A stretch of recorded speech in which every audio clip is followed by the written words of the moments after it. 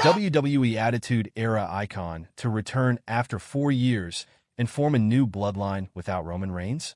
Potential twist explored. Roman Reigns changed the wrestling industry when he formed the OG Bloodline in 2020. As the tribal chief, he ensured that his group was always at the top with all the gold. However, the loss of the undisputed WWE Universal Championship at WrestleMania 40 resulted in Roman Reigns losing control over his faction upon returning to WWE TV at SummerSlam 2024.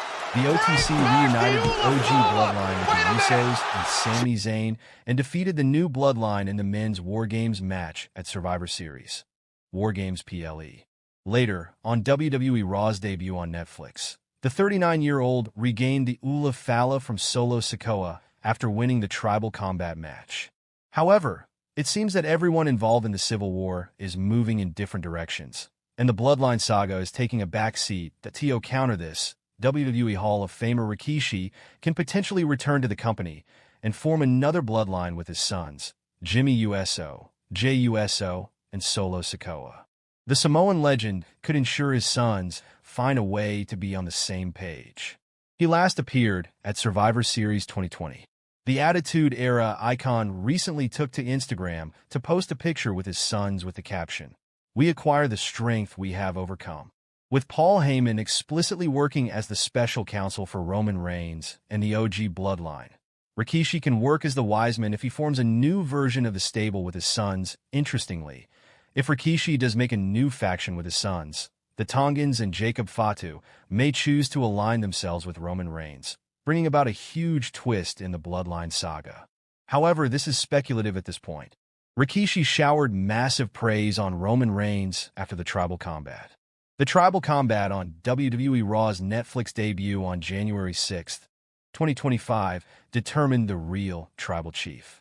Roman Reigns emerged victorious and established himself as the head of the table. Speaking on Rikishi Fatu Off the Top podcast, the WWE Hall of Famer explained how the reigning, defending, undisputed tribal chief and the Bloodline saga changed the landscape of the sports entertainment juggernaut and improved the numbers over the past 4 years, paving the way for the company's transition to Netflix.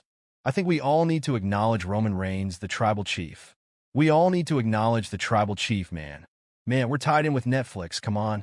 I guarantee you if the numbers wasn't right for well over 4+ years, this company has been on his back. In comes the Bloodline running these storylines left and right to keep this thing going. Hey, at the end of the day, you can hate us or love us, but the numbers don't lie, baby, he said. Meanwhile, Paul Heyman warned Cody Rhodes last Friday that Reigns would soon come after the American Nightmare's undisputed WWE Championship.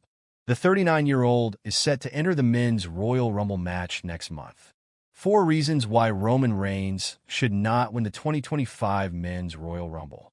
Paul Heyman announced that Roman Reigns declared for the 2025 men's Royal Rumble on last week's episode of WWE SmackDown.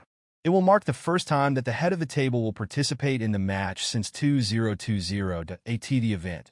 Reigns beat Baron Corbin and was the runner-up to winner Drew McIntyre.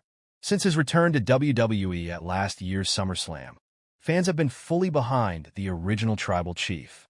Simply having fan support shouldn't translate into even more success for Reigns. Daniel Bryan and others had the fans backing, but didn't win the match. Roman Reigns shouldn't win the 2025 men's Royal Rumble for the next 4 possible reasons. That it wasn't all sunshine and rainbows for the WWE roster over the last 4+ years. Reigns' stranglehold atop the company necessitated the creation of the World Championship.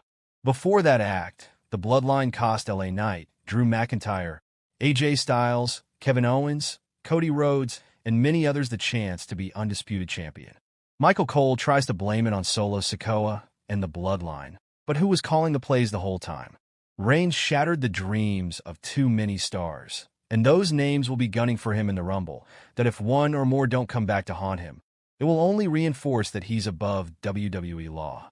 History must be relevant in storytelling, and Roman's been front and central to the company's history for a decade.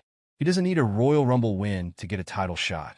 Roman Reigns doesn't need to win the Royal Rumble to get a title shot. By virtue of his name and how he's always been pushed atop WWE, he can simply show up and demand a title opportunity. Charlotte Flair does this all the time. WWE has passively done away with automatic rematches. However, certain stars get them, regardless of who they are. Nia Jax had to compete in the Fatal 4-Way to earn a rematch with Tiffany Stratton. She was not successful.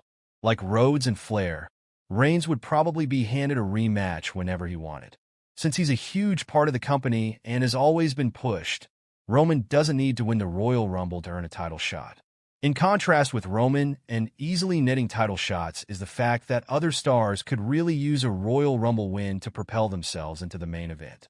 Someone like Carmelo Hayes had success in NXT, and winning the 2025 Men's Rumble would instantly skyrocket his career. It's not to say he's ready for that responsibility, but every star isn't afforded the same chance atop WWE. Roman has main evented WrestleMania 8 times, and you know what you're getting in one of his matches.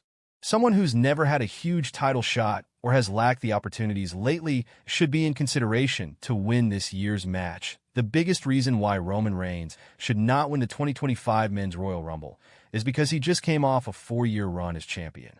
Some may claim he can still win and fall short at WrestleMania. That still robs someone else of the glory of winning a Royal Rumble. Cody Rhodes finally ended Roman's stranglehold atop WWE at WrestleMania 40. Things need to move forward, and Triple H dubbed the current product WWE's new era. If Roman wins the Rumble, he'll get a title shot. Many officials in the back will be pushing for him to win the title again. If things went back to how they were before WrestleMania 40, that would be counterproductive to the new era. He has already reclaimed the Ula Fala. Roman Reigns to get new enforcer, 6 feet 1 inch star to return as The Fiend.